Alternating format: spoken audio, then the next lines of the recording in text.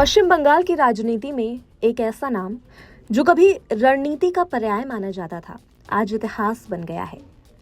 मुकुल रॉय का निधन सिर्फ एक वरिष्ठ नेता की मौत नहीं है, बल्कि उस दौर का अंत है जिसने बंगाल की सियासत की दिशा बदल दी थी। कभी सत्ता के सबसे प्रभावशाली गलियारों में सक्रिय रहने वाला ये चेहरा आखिरकार खामोश हो गया है, लेकिन पीछे वो राजनीतिक विरासत छोड़ गया है जिसने दोस्त और विरोधी दोनों को बराबर प्रभावित किया। पश्चिम बंगाल की राजनीति से एक बड़ी खबर है।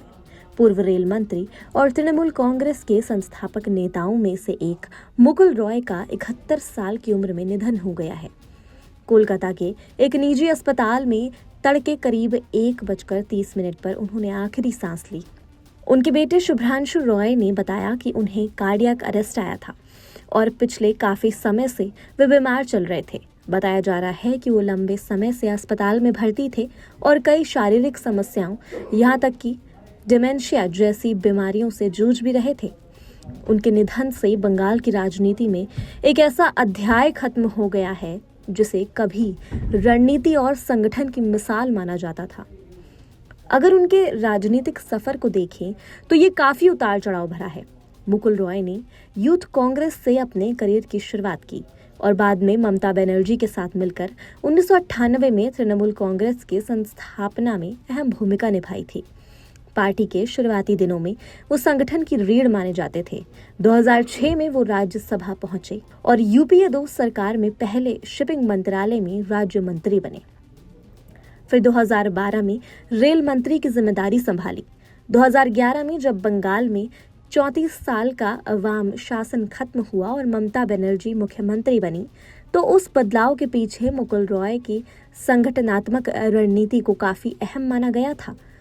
वो भाषणों से ज्यादा जमीन पर नेटवर्क बनाने और नेताओं को जोड़ने के लिए जाने जाते थे। लेकिन उनका सफर यहीं सीमित नहीं रहा।